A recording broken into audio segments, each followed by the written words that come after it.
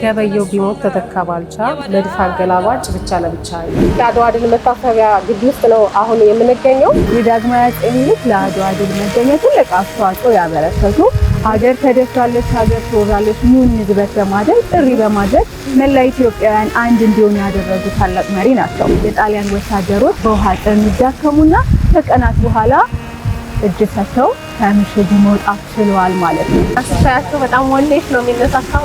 ፎክሪ ሊልሽ ይችላል። እዚህ በኢትዮጵያ ካምፕና በጣሊያን ካምፕ መካከል የ20 ኪሎ ሜትር ርቀት ነበረ። በዚህ መሃል ነው እንግዲህ የአድዋ ጦርነት የተካሄደው። ማለት እቃዎቹን ስታያቸው ያኔ እየተጠቀሟቸው እንደነበረ ሲሰማሽ ራሱ የሆነ የሚሰማሽ ልዩ ነገር አለ። ሙዚየሙ በተጨማሪ የተለያዩ የቢዝነስ ሴንተሮችን አሉ። ቁርጠኝነት፣ አንድነት እንደው ምን እንላለን አድዋ የአንድነት ተምሳሌት ነው።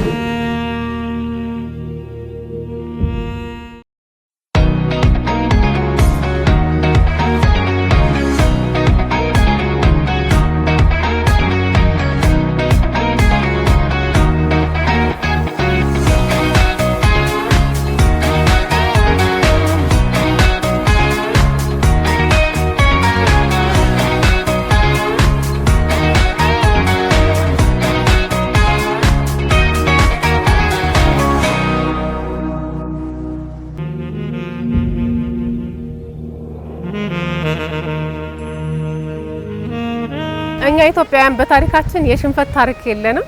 እንደመታደል ሆኖ እንግዲህ የማሸነፍ እንጂ የሽንፈት ታሪክ አላስመዘገቡም ጀግኖች አባቶቻችን ማለት ነው። እንግዲህ ለበርካታ አመታት የውጭ ወራሪዎች ኢትዮጵያን በቅኝ ግዛት ለመያዝ ሞክረው ያውቃሉ። ነገር ግን አልተሳካላቸውም። ጀግኖች አባቶቻችን አሳፍረው መልሰዋቸዋል። ከነዚህ ውስጥ ደግሞ እንግዲህ አድዋ በታላቅነት የሚነሳ ነው። ሰላም ጤና ይስጥልን ውድ አድማጭ ተመልካቾቻችን፣ በፋና ሚዲያ ኮርፖሬሽን ፋና ፖድካስት የጉብኝት ሰዓታችን ላይ ነው የምንገኘው። በዛሬ የጉብኝት ሰዓታችን እንግዲህ 130ኛው የአድዋ በዓልን እየዘከርን እያከበርን ነው የምንገኘው። የተገኘንበት ቦታ ደግሞ እንግዲህ የአድዋ ድል መታሰቢያ ቦታ ነው የምንገኘው። የአድዋ ድል መታሰቢያ እንግዲህ ተገኝተን ስለ አድዋ ድል እንዘክራለን። በውስጡ ደግሞ ምን ይዟል የሚለውንም ደግሞ ገባ ብለን የምናስጎበኛችሁ ይሆናል። አብራችሁ ቆዩ። ስንት ወገን ወደቀ በነፃነት ምድር፣ ትናገር አድዋ ትናገር ትመስክር፣ ትናገር አድዋ ትናገር ሀገሬ፣ እንዴት እንደቆምኩኝ ከፊታችሁ የአድዋ ድል መታሰቢያ ግቢ ውስጥ ነው አሁን የምንገኘው። እንግዲህ ልናስጎበኛችሁ ነው ብያችኋለሁ ቅድም እንዳልኩት። አሁን አስጎብኝ ደግሞ አለችን። እንኳን ደህና መጣችሁ ወደ አድዋ ድል መታሰቢያ ሙዚየም። ትዕግስት አንጋሱ እባላለሁ። የአድዋ ድል መታሰቢያ ሙዚየም አስጎብኝ ነኝ። ሙዚየማችን የተለያዩ ታሪኮች ያሉበት ሙዚየም ነው። አብረን እንጎበኛለን ማለት ነው። እንግዲህ ጉብኝታችንን የምንጀምረው ፊት ለፊት ከምታዩ ከትልቁ የመታሰቢያ ሐውልት ነው። ይሄ የመታሰቢያ ሐውልት ለአድዋ ጦርነት ላይ ለተሳተፉ 120 ሺህ ጀግና ኢትዮጵያውያን ለነሱ መታሰቢያ ይሆን ዘንድ ተብሎ የተሰራ የመታሰቢያ ሐውልት ነው ማለት ነው። ይሄ ፋውንቴኑ ጀስት ግቢውን ለማስዋብ ተብሎ ነው ወይስ የራስ ታሪክ ይኖረዋል? በነገራችን ላይ ሙዚየማችን ላይ እያንዳንዱ ነገር ትርጉም እንዲኖረው ታስቦ የተሰራ ነው። እያንዳንዱ የምታያቸው የስዕል ስራዎች፣ የአርት ስራዎችን ጨምሮ ይሄ የምታዩ ፊት ለፊት የምታዩ ፋውንቴን የራሱ የሆነ ታሪካዊ ሀሳብ ያለው ነውና በምክንያት የተሰራ ነው ማለት ነው። ስለዚህ ምንድነው ታሪኩን እየሄድን እንነግርሻለን። እንግዲህ ፊት ለፊት የምታያቸው ሁለቱ ሐውልት የዳግማዊ አፄ ምኒልክና ባለቤታቸው እቴጌ ጣይቱ ብጡል ናቸው። የዳግማዊ አፄ ምኒልክ ለአድዋ ድል መገኘት ትልቅ አስተዋጽኦ ያበረከቱ ሀገር ተደፍራለች፣ ሀገር ትወራለች፣ ኑን ንግበት በማድረግ ጥሪ በማድረግ መላ ኢትዮጵያውያን አንድ እንዲሆኑ ያደረጉ ታላቅ መሪ ናቸው። እንግዲህ ባለቤታቸው እቴጌ ጣይቱ ብጡል የዳግማዊ አፄ ምኒልክ ባለቤት ብቻ ተብሎ ታሪክ የሚያወሳቸው አይደሉም። የጦር መሪ የነበሩ ጀግና ሚሊተሪ ስትራቴጂስት የነበሩ የዳግማዊ አፄ ምኒልክ የቅርብ አማካሪ የነበሩ ትልቅ ሚናን የሰሩ ጀግና ናቸው እቴጌ ጣይቱ ብጡል ማለት ነው። እዚህ ይሄ ፋውንቴን ምንድነው የሚያሳየው? እንግዲህ እንደምታውቂው ከአድዋ በፊት መቀሌ ላይ የተደረገ ጦርነት ነበረ። የመቀሌ ባትሎት መቀሌ የሚባለው ማለት ነው። እንግዲህ የመቀሌ ጦርነት እጅግ አስቸጋሪ የነበረ ምክንያቱም ምንድነው ጣሊያኖች ያደረጉት ምሽግ ቀድሞ ሄደው ምሽግ መሽገው ነበረ። ምሽግ መሽገው ለኢትዮጵያውያን እጅግ አስቸጋሪ እንዲሆን አድርገው ምሽግ መሽገው እንዲሁም ምሽጉ ላይ ምንድነው ያደረጉት የጠርሙስ ፍርክስካሽ አድርገው በባዶ እግራቸው ለሚሄዱ ኢትዮጵያውያን ገበሬዎች በጣም እጅግ አስቸጋሪ እንዲሆንባቸው አድርገውት ነበር። የመቀሌ ጦርነት ላይ ማለት ነው። በጣም ብዙ ቀናትን ከተዋጉ በኋላ መጨረሻ ላይ ምንድነው ያሉት እቴጌ ጣይቱ አንድ ስትራቴጂ ያወጣሉ ማለት ነው። ይሄ ምንድነው የጣሊያን ወታደሮች የሚጠጡባትን የምንጭ ውሃ እንዲገደብና እንዲዘጋና ወደ ጣሊያን በኩል ጦር ካምፕ በኩል የሚሄደውን እንዲገደብ ያደርጋሉ ማለት ነው። ከዛ በኋላ ያቺ ከተገደበች በኋላ የጣሊያን ወታደሮች በውሃ ጥም ይዳከሙና ከቀናት በኋላ እጅ ሰጥተው ከምሽጉ መውጣት ችለዋል ማለት ነው። ስለዚህ መቀሌ ላይ ለነበረው ድል መገኘት የእቴጌ ጣይቱ ብጡል ስትራቴጂ ወሳኝና ትልቅ ሚና የነበረው ነው ማለት ነው። ይሄ ፋውንቴን የሚያመለክተው እንደምታየው የእቴጌ ጣይቱን እጃቸውን ወደ ውሃ እየጠቆሙ የሚያሳየው ምንጩን ዝጉት የሚለውን ስትራቴጂያቸውን ሲናገሩ ለማሳየት ታስቦ ምንጯን ሪፕሬዘንት ለማድረግ ታስቦ የተሰራ ነው። ግቢውን ገስ ለማስዋብ ብቻ ታስቦ ይቻላል። እዚህ ግቢ ውስጥ ያለ ታሪክ የቆመ ነገር የለም። ምንም ነገር የለም። እሱን ለማሳየት በጣም ደስ የሚል ታሪክ ነው። የድሮ አባቶቻችን የሚገርም ታሪክ ነው ያላቸው፣ የሚገርም ጀግንነት ነው ያላቸው። ስለዚህ ስለ አድዋ ጦርነት ስናነሳ ነው ሁሌ የሚገርመኝ ነገር እንግዲህ ጥቅምት 2 ነው አይደለ የተጀመረው፣ በ1888 ነው የተጀመረው። ለኦልሞስት ወደ 5 ወራት ነው በእግራቸው ተጉዘው ነው የደረሱት። ለዚህም ይመስለኛል ምሽጉን መሽገው የጠበቋቸው ያን ያህል ተጉዘው ድል ማድረግ እንግዲህ ትልቅ የሀገር ፍቅርና ዳግማዊ አፄ ምኒልክ የመሪነት ውጤትም ነው፣ የህዝቡም የአንድነት ውጤት ይመስለኛል። እና በጣም አንቺ ስለ አድዋ እንደው አድዋ የሚለውን ነገር ስትሰሚ ምንድን ነው ትዝም? አድዋ ሲባል ቶሎ አይምሮዬ ላይ የሚመጣው አንድነት ነው። እንግዲህ ያንን 120 ሺህ የሚያክልን ኢትዮጵያውያን ገበሬ ሀገር ትወራለች፣ ሀገር ተደፍራለች፣ ኑን ንዝመት ብሎ አንድ አድርጎ አነሳስቶ ያን ሁሉ ኪሎ ሜትር በእግር እንዲሄድ አድርጎ አይበገሪነትን ማሳየት ማለት እንዴት ትልቅ እንደሆነ ነገር ነው። ፍቅርን የሚጠይቅ ነገር ነው። ወኔ ይጠይቃል። ፍቅር፣ ወኔ እንዲሁም ደግሞ ለመሪያቸውም ያላቸው አመለካከት ምን እንደነበረ የሚያሳይ ነገር ነው። በጥበብ የተሞላ ነበር።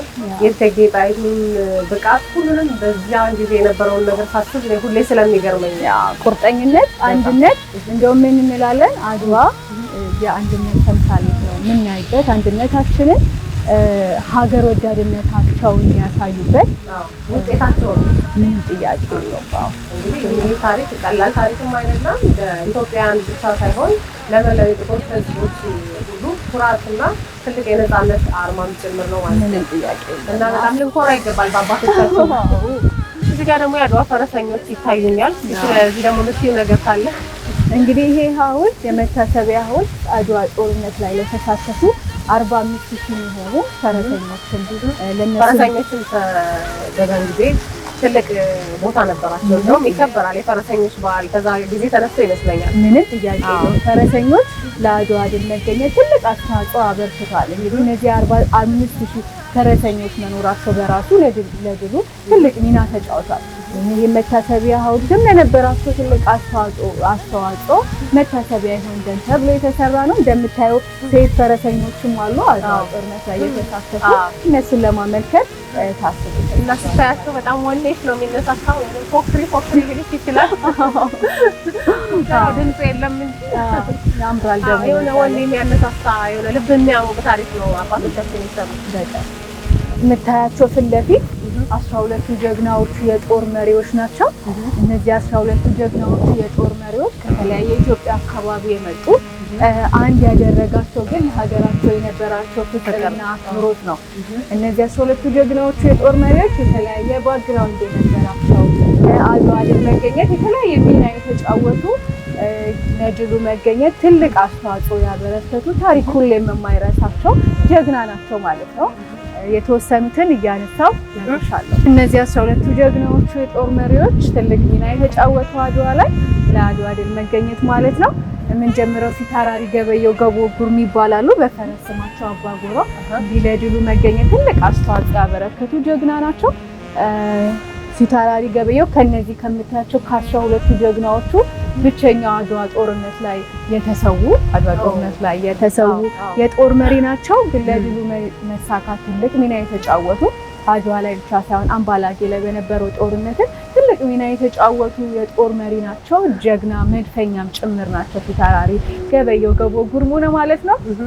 ሌላው ልዑል ራስ መኮንን ወልደ ሚካኤል ናቸው ወይም በፈረስ ስማቸው አባ ቃኘው። እሳቸውም ጀግና የጦር መሪ ከ15000 በላይ የሚደርሱ ጦሮችን ይዘው የመሩ ለድሉ መሳካት ትልቅ አስተዋጽኦ ያበረከቱ የጦር መሪ ብቻ አይደሉም፣ ጀግና ዲፕሎማትም ጭምር የነበሩ ለአድዋ ድል መገኘት ትልቅ ሚና የተጫወቱ ታሪክ ሁሌ ነው የሚያሳቸው ጀግና ናቸው። ሌላው ንጉስ ተክለ ሃይማኖት ተሰማ ጎሹ ይባላሉ። እሳቸውም እንግዲህ አባ ጠናው ትልቅ አስተዋጽኦ ያበረከቱ ከ3000 በላይ ጦሮችን አድዋ ላይ መምራት የቻሉ ለድሉ መሳካት ትልቅ ሚና የተጫወቱ ጀግና የጦር መሪ ናቸው። ሌላው ንጉስ ሚካኤል አሊ ሊበን አሉ። ንጉስ ሚካኤል አሊ ሊበን መቀሌ ላይ አምባላጌ ላይ ድጋሚ ደግሞ አድዋ ላይ በመሳተፍ ትልቅ አስተዋጽኦ ያበረከቱ ከ16000 በላይ ጦሮችን መምራት የቻሉ 10000 እግረኛ 6000 ፈረሰኛ በመምራት ትልቅ አስተዋጽኦ ያበረከቱ ጀግና የጦር መሪ ናቸው ንጉስ ሚካኤል አሊ ሊበን። ሌላው ጀግና የጦር መሪ አሁንም ያለን ትውልዶች የምናስታውሳቸው ደጃዝማች ባልቻ ሳፎሮባ ወይም አባ ነፍሶ እንግዲህ ባልቻ አባ ነፍሶ ማለት ነው። ትልቅ አስተዋጽኦ ያበረከቱ ጀግና የጦር መሪ ናቸው። ለአድዋ ድል መገኘት በመድፍ ተኳሽነታቸው ወደር ያልነበራቸው ጀግና የጦር መሪ ናቸው። እንግዲህ ከምታያቸው ከ12ቱ በሁለተኛው የጣሊያንና ኢትዮጵያ ጦርነትን የተሳተፉ ብቸኛው ናቸው። ሁለተኛው እንግዲህ በሁለተኛው ሲሳተፉ በሁለተኛው ጣሊያን ጦርነት ላይ 75 ዓመታቸው ነበረ። እንግዲህ በ75 ዓመታቸው ዘመናቸው ያው የሀገር ፍቅራቸውን የነበራቸውንም ልምድ እንትን ብለው አካተውበት የሰንትሪ ያሏቸው የተሳተፉ ናቸው። በ75 ዓመት እንግዲህ ጦርነት መሄድ ማለት ምን ያህል ሞራል እና ወንድ እንደሚጠይቅ ባረጋዊ እድሜያቸው ማለት ነው። አዎ በጣም ጀግንነት ያው እድሜ አይጠይቅም። ሌላው ራስ ወሌ ብጡል ይባላሉ። ራስ ወሌ ብጡል ኃይለ ማርያም ወይም አባ ጠጣው ለእቴጌ ጣይቱ ብጡል ታላቅ ወንድም። እሳቸው እንግዲህ ጀግና የጦር መሪ ናቸው። እንዳልኩሽ ሁሉም የጦር መሪዎች የየራሳቸው የሆነ ጦርነቱ ስፍራ ላይ ያሳዩት ብቃት አለ። እንግዲህ እነ ደጃዝማች ባልቻ በመድፍ ተኳሽነታቸው፣ እነ ፊታውራሪ ገበየሁ በመድፍ ተኳሽነታቸው ወደር አልነበራቸው። ራስ ወሌ ብጡልም ኃይለ ማርያምም ደግሞ እሳቸውም በጦረኝነታቸው አድዋ ላይ ጉድ ያስባሉ ጀግና የጦር መሪ ናቸው። በጣም ደስ ይላል። ልብ የሚያወቅ ሌላው ጀግና የጦር መሪ ፊታውራሪ ሀብተ ጊዮርጊስ ዲነግዴ ናቸው። አባ መቻል አባ መላን በመባል ይታወቃሉ። በመለኝነታቸው ትልቅ ሚና የተጫወቱ በአድዋ ጦርነትም የጀግና የጦር መሪ የነበሩ ለድሉ መሳካት ትልቅ አስተዋጽኦ ያበረከቱ እንግዲህ እሳቸውም ጎበዝ ሰላይ የነበሩ ከጣሊያን ወገን የሚመጣውን ኢንፎርሜሽን ቤዝ አድርገው ስትራቴጂዎችን ያወጡ የነበሩ የዳግማዊ አፄ ምኒልክ የቅርብ አማካሪን በመሆን ትልቅ ስራዎችን የሰሩ ጀግና የጦር መሪ ናቸው። እንግዲህ አድዋን ድል አድርገው ከተመለሱ በኋላ የኢትዮጵያ የመጀመሪያ የጦር ሚኒስተርም ሆኖ ተሽሞ ኢትዮጵያን አገልግለዋል ማለት ነው። ፊታውራሪ ሀብተ ጊዮርጊስ ዲነግዴ ማለት ነው። ሌላው እንግዲህ ጀግና የጦር መሪ ራስ አሉላ እንግዳ ቆቢ ናቸው። አባ ነጋ ማለት ነው። አሉላ አባ ነጋ እንግዲህ ጀግና የጦር መሪ የነበሩ በወጣትነት እድሜያቸው ትልቅ ታሪኮችን ማስመዝገብ የቻሉ በአድዋ ጦርነትም ትልቅ ሚና የተጫወቱ ታሪክ ሁሌም የማይረሳቸው ጀግና የጦር መሪ ናቸው ራስ አሉላ እንግዳ ቆቢ። እንግዲህ እኛ በታሪክ የምናውቃቸውን መጽሐፍ ላይ የምናውቃቸውን እዚህ ተቀምጠው ደግሞ ትውልዱም እያየ ይማርባቸዋል ማለት ነው። በደንብ በሚገባ ሌላ የምታያቸው ራስ መንገሻ ዮሐንስ ምርጫ አባ ግጠም እንግዲህ ራስ መንገሻ ዮሐንስም እንግዲህ ጀግና የጦር መሪ የነበሩ እንደምታውቂው የአፄ ዮሐንስ አራተኛ ልጅ ናቸው። ራስ መንገሻ ዮሐንስ እንግዲህ ትልቅ ሚና የተጫወቱ ከ12000 በላይ ጦሮችን መምራት የቻሉ አድዋ ጦርነት ላይ ማለት ነው ትልቅ ሚናን የተጫወቱ ታሪክ ሁሌም የማይረሳቸው ጀግና የጦር መሪ ናቸው ማለት ነው። ሌላው ዋክሹም ጓንጉል ብሩህ ገብረ መድኅን ወይም አባ መርከብ ይባላሉ። እሳቸውም ጀግና የጦር መሪ ከ10 ሺህ በላይ ጦሮችን መምራት የቻሉ ለድሉ መሳካት ትልቅ ሚና የተጫወቱ በወጣትነት እድሜያቸው ታሪክ ማስመዝገብ የቻሉ ጀግና የጦር መሪ ናቸው። በጣም ወጣት ነበሩ ማለት ነው። ወጣት ነበሩ። አዎ አብዛኛው እንደምታያቸው በጣም በወጣትነት እድሜያቸው የተሳተፉ ትልቅ ታሪክ የሚያስመዘገቡ ናቸው። እንግዲህ ቅድም ብዬሻለሁ በኢትዮጵያ ሰራዊት ውስጥ በሰዓቱ እንግዲህ ጥቂት የሚባሉ መድፍ ተኳሾች ነበሩ ከጦር መሪዎች መካከል ማለት ነው። ከነ ደጃዝማች ባልቻ ከነ ፊታውራሪ ገበየው ገቦጎም ቀጥሎ ራስ አባተ ቧያሌውም እንግዲህ በመድፍ ተኳሽነታቸው ወደር ያልነበራቸው ጀግና የጦር መሪ ነበሩ። እንግዲህ አድዋ ላይ ትልቅ ታሪክ የሰሩት ምንድነው? መድፍን በመድፍ በመምታት የጣሊያን መድፍን በመድፍ በመምታት ትልቅ ሚና የተጫወቱ የጣሊያን መድፎች እንኩትኩት እንዲሉ ካደረጉ ጀግና የጦር መሪዎች መካከል ራስ አባተ ቧያሌው ይጠቀሳሉ ማለት ነው። ሌላው እንግዲህ ራስ ቢትወደድ መንገሻ ናቸው። ራስ ቢትወደድ መንገሻ ቲከም ወይም አባገደድ እሳቸው እንግዲህ ጀግና የጦር መሪ የነበሩ ኢትዮጵያን በጦር መሪ ብቻ ሳይሆን ዲፕሎማትን በመሆን ያገለገሉ ታሪኩን የማይረሳቸው ለአድዋ ድል መገኘት ትልቅ ሚና የተጫወቱ ከ5000 በላይ ጦሮችን መምራት የቻሉ ጀግና የጦር መሪዎች ናቸው። እንግዲህ እዚህ ጋር ያሳየውሽ 12ቱ ጀግናዎቹ የጦር መሪዎች ለአድዋ ድል መገኘት የነበራቸውን ትልቅ አስተዋጽኦ ታሪክ ሁሌም እንደሚያወሳቸው ታሪክ ሁሌም እንደሚዘክራቸው የከፈሉት ዋጋ የከፈሉት መስዋዕትነት ቀላል እንዳልሆነ ለማሳየት እንግዲህ መታሰቢያቸው በእንደዚህ በሚያምር ሁኔታ ሐውልታቸው ሙዚየማችን ላይ ተሰርቷል ማለት ነው። በጣም ደስ የሚል ነገር ነው። የተሰጠኝ ሕይወት ዛሬ በነፃነት ጉብኝታችን እንደቀጠለ ነው። ውድ አድማጭ ተመልካቾቻችን የመታሰቢያውን ውጫዊ ገጽታ አይተናል። ወደ ሙዚየሙ ገባ ብለን ደግሞ ምን ምን አለ የሚለውን ደግሞ ከአስጎብኚያችን ጋር አብረን የምናሳያችሁ ይሆናል። አብራችን ቆዩ።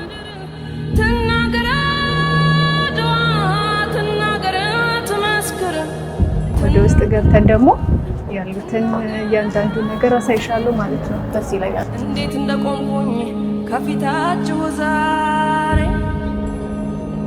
በኩራት በክብር በደስታ በፍቅር በድል እኖራለሁ ያው በቀን በቀን በቀን በቀን ደሞ መከራውን ያን ሁሉ ሰገድ ይህ የምታዩ የአርት ስራ በኢትዮጵያ ሰራዊትና በጣሊያን ሰራዊት መካከል የነበረውን ልዩነት ለማሳየት ታስቦ የተሰራ ነው። እንግዲህ እንደምታዩ በኢትዮጵያ ሰራዊት በኩል ያሉት ባዶ እግራቸውን የሚሄዱ ምስኪን ኢትዮጵያውያን ገበሬዎች ዋና የጦር መሳሪያቸው ጋሻና ጦር የሆኑ እንደምታያቸው የወታደር ትጥቅ እንኳን ያላሟሉ ሸማ ለብሰው ወደ አድዋ ሲሄዱ የሚያሳይ ነው።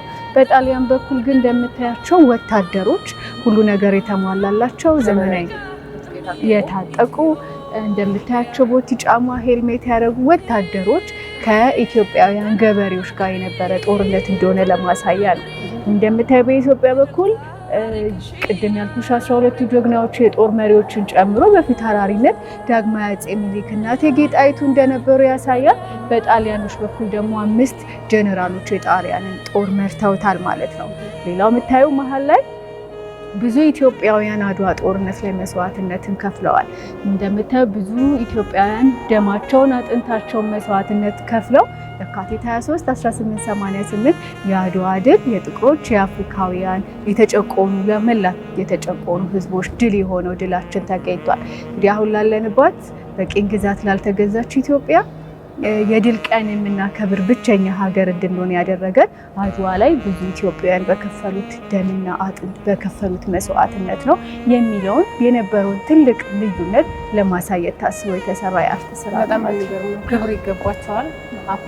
አኩርተውናል። እንደ ጥቁር ሕዝብ እንደ ኢትዮጵያውያን በጣም የምንኮራበት ታሪክ ነው እና ማይደበዝዝ ደግሞ ከጊዜ ወደ ጊዜም እየደበዘዘ ያልሆነ ታሪክ ነው። ሊደበዝዝም የማይችል ታሪክ ነው። ትውልድም ደግሞ ከትውልድም ደግሞ መተላለፍ አለበት። ይሄ መታሰቢያው ደግሞ መዘጋጀቱ አንዱ የማስተላለፊያ መንገድ ነው ማለት ነው። በጣም ደስ የሚል ነው። ይሄ እንግዲህ ነጋሪት ይባላል። ትንሿ መታየት እማሪት ትባላለች። እንግዲህ እቺ መምቻ ነገር መምቻዋ ናት። አዎ ነጋሪት ጥሪ ለማድረግ የተጠቀሙበት እንግዲህ ዳግማዊ አፄ ምኒልክ ምንድነው ያሉት? ጥቅምት እኩሌታ ወረ ሂዶ ከትመ ጠብቀኝ፣ አቅም ያለ በአቅም ከአቅም የለ ደግሞ በጸሎት እርዳኝ የሚለውን አዋጃቸውን ሲያስነግሩ የክተት አዋጅ ሲያስነግሩ የተጠቀሙባት ነጋሪት ናት። ሌላ ፊት ለፊት የምታዩ ደግሞ ለሙዚየማችን ውበትና ነጋሪት የነበረውን ትልቅ አስተዋጽኦ ለማሳየት ታስቦ የተሰራ አሁን የተሰራ ነው። ሙዚየሙ ሲቋቋም ለሙዚየማችን ተብሎ የተሰራ ነው ማለት ነው። ነጋሪት እንደዚህ እንግዲህ ቀጥታ የጦርነቱ ጊዜ የነበሩ ቁሳቁሶች ናቸው። ይሄ ደግሞ ትልቅ ቦታ ያለው ነጋሪት ነው።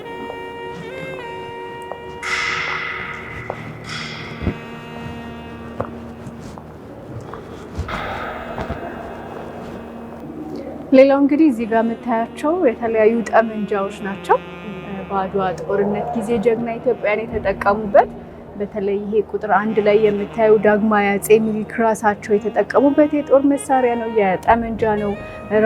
ራስ ቢትወደድ መንገሻ እንዲሁም ደግሞ ፊት አውራሪ ሀብተ ጊዮርጊስ አድዋ ጦርነት ላይ የተጠቀሙባቸው ጠመንጃዎች ናቸው። ዋው የሚገርም ነው። እስካሁን ቁጭ ብሎ መገኘታቸው ራሱ የሚገርም ነው። ሌላው እንግዲህ በአድዋ ጦርነት ጊዜ ጀግና ኢትዮጵያውያን ከተጠቀሙባቸው የተለያዩ ወታደራዊ ቁሶች መካከል ናቸው። እንግዲህ ወረንጦ ታውቂያለሽ? ወረንጦ ማለት የሆነ ብረት እንጂ 7 ቁጥር ላይ ያለችዋ ወረንጦ ትባላለች። እንግዲህ በሾክ ማውጫ የተጠቀሙባት በባዶ እግራቸው ከ5 ወር በላይ ተጉዘዋል። መንገዳቸው ላይ ሾክ ሲገባ እንጨት ሲገባ የሚያወጡባት የነበረች ናት ማለት ነው። በግል የሚገለገሉበትን መሳሪያ ነው እንግዲህ ስለታም የሆነ ነገር ይዘው ተጠቀሙ የነበረ። እዚህ ጋር እንደማየው ቢላዎች፣ ወረንጦ መስፊያ ነው ቢላ፣ በቃ እንደዚህ አይነት ነገሮች ነበሩ። የምታያቸው እነዚህም ጦሮች፣ የወገብ ላይ ጩቤዎችም የትልቅ አስተዋጽኦ በኢትዮጵያውያን አብዛኞቹ ኢትዮጵያውያን ከተገለገሉባቸው የጦር መሳሪያዎች መካከል ናቸው ማለት ነው። ሌላም ደግሞ እዛ ጋር የምታዩ ጋሻዎች አሉ። በአድዋ ጦርነት ጊዜ ትልቅ አስተዋጽኦ ያበረከቱ የመክቱበት የነበረ ማለት ነው። ከጉማሬ ቆዳ የተሰራ ነው። ትልቅ አስተዋጽኦ የነበረው በአብዛኞቹ ኢትዮጵያውያን ከተጠቀሙበት የጦር መሳሪያዎች መካከል ነው ማለት ነው። እዚህ ጋር የምታያቸው ጎራዴዎች አሉ፣ ጊሊዎች አሉ። እነዚህም እንግዲህ ለኢትዮጵያውያን አድዋ ጦርነት ላይ የተጠቀሙ ትልቅ አስተዋጽኦ ያበረከተ የጦር መሳሪያዎች ናቸው ማለት ነው። በጣም ጥሩ። እስከዚህ ለታሪክ መቀመጣቸው ከትውልድ ወደ ትውልድ እንደተሸጋገሩ መሆናቸውም የሚገርም ነው። አሁን ደግሞ አሪፍ ቦታቸውን አግኝተዋል። ደስ የሚል ነገር ነው ያየሁት። ማለት እቃዎቹን ስታያቸው ያን እየተጠቀሟቸው እንደነበረ ሲሰማሽ ራሱ የሆነ የሚሰማሽ የሆነ ልዩ ነገር አለ። የሚሰማሽ የሆነ የጀግንነት ልትይ ትችላለሽ። በቃ አላ ንኪው ላይ ይልሻል አይነካም ስላሉ። ይሄ ጎራዴ እንግዲህ እንደምታዩ ቀረብ ብለሽ ስታዩ የዳግማዊ አፄ ምኒልክና የእቴጌ ጣይቱ እንዲሁም የሆነ ሰው ፎቶ የፊታቸው ቅርጽ ጎራዴው ላይ አለ። ዋው! እንዲሁም የኢትዮጵያ ኃይሏ እግዚአብሔር ነው የሚል የተጻፈበትም ጎራዴው ላይ የሚገርም እንትን አለው። እውነት በጣም ደስ የሚል ነገር። ጀግና ኢትዮጵያውያን በአድዋ ዘመቻ ጊዜ የተጠቀሟቸው በጥቂቱ የጦር መሳሪያዎች እነዚህን ይመስላሉ ማለት ነው። በጣም ደስ ይላል። መንፈሳቸው ሁሉ ያለ ነው የሚመስለው እዚህ ጋር እና ደስ ይላል በጣም።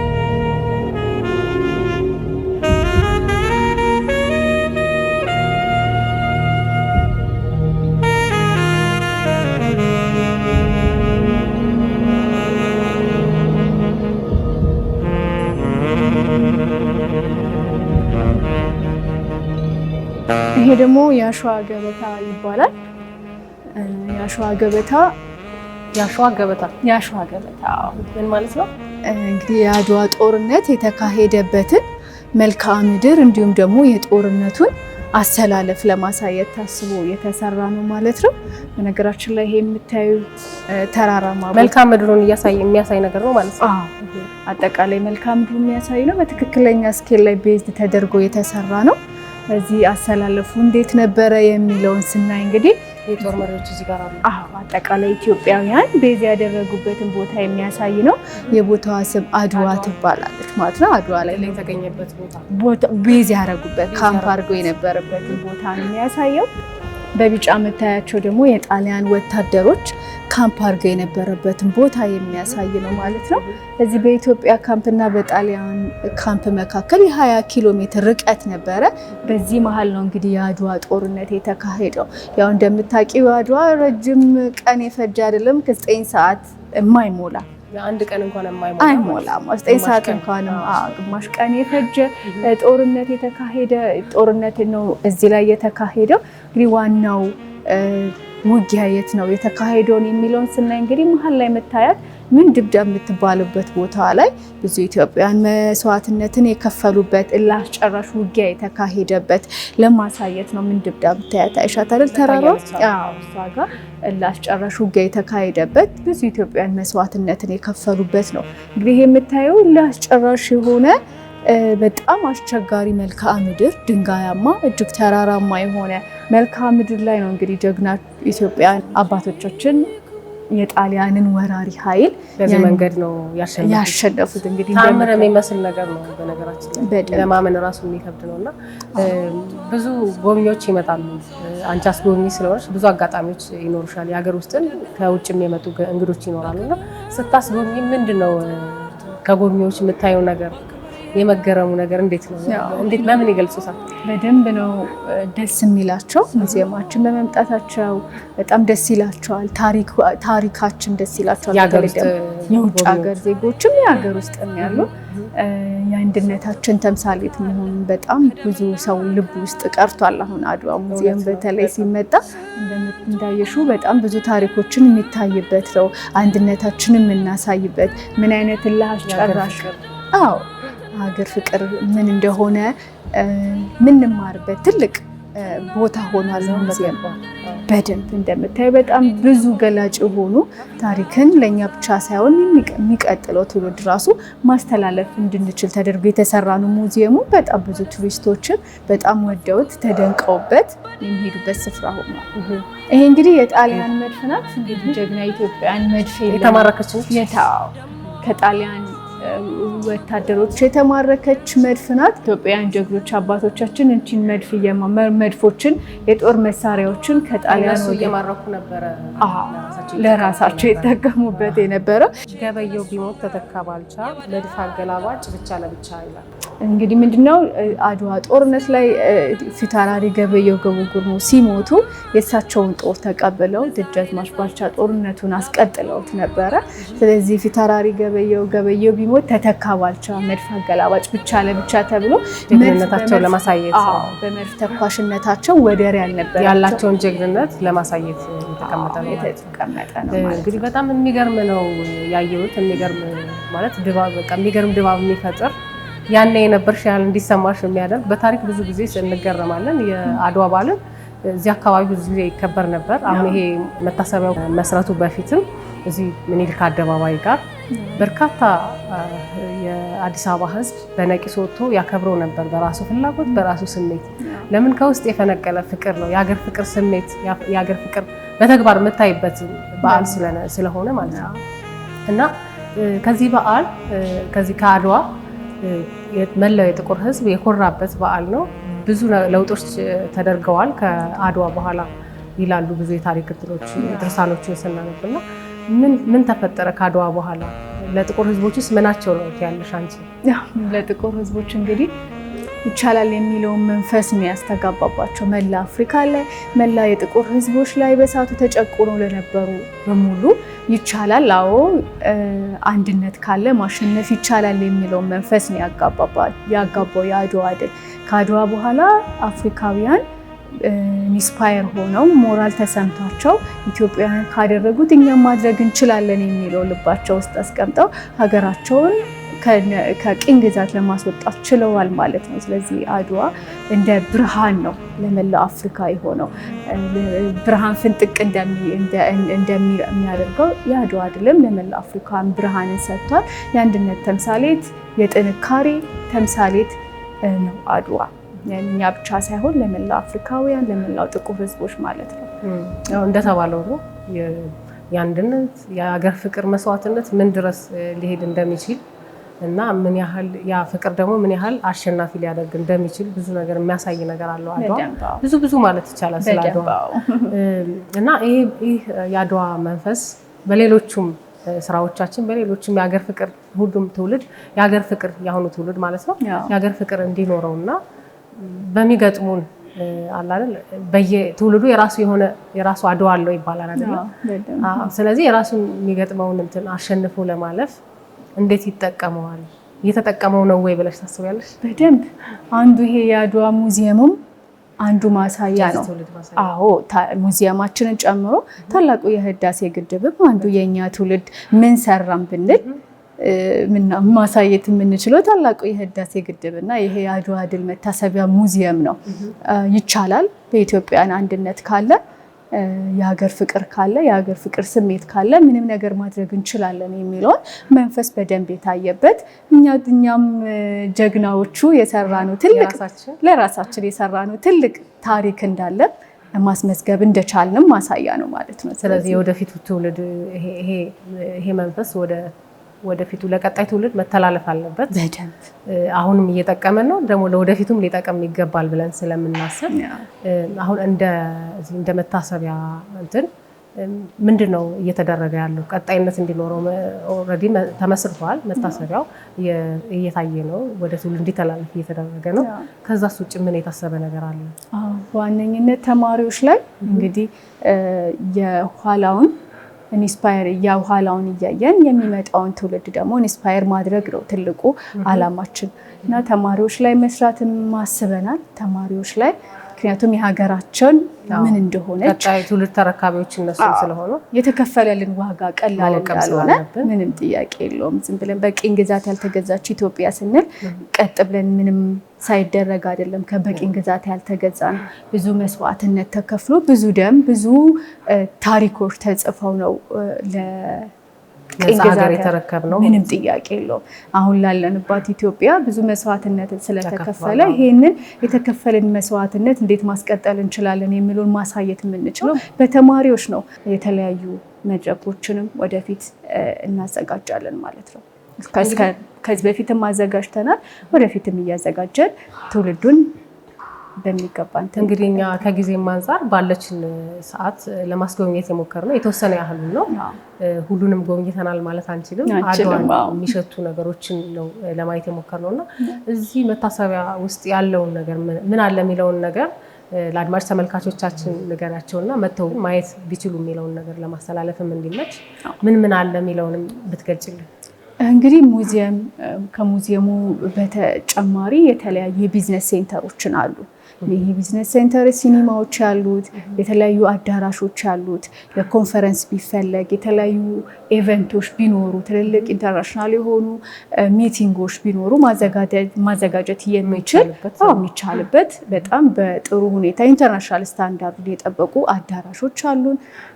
ከ2500 ጀምሮ እስከ 250 ሰዎችን ማስተናገድ የሚችልበት ማለት ነው። ሱቆች አሉን እንዳልኩሽ ራሱን የቻለ ቢዝነስ ያለው ካፌ ቢፈልጉ ሬስቶራንቶች ቢፈልጉ ጎብኚዎች ያሉ መተው መጎብኘት የሚችሉበት ልጆችንም ይዘው ማለት በደንብ እንዳልኩሽ ልጆችንም ማዝናናት የሚችሉበት ቦታዎች አሉ። ብዙ ነገሮች አሉ። ራሱን የቻለ ስፖርት የሚሰራበት ጂም አለ። በጣም ብዙ ነው፣ ትልቅ ነው።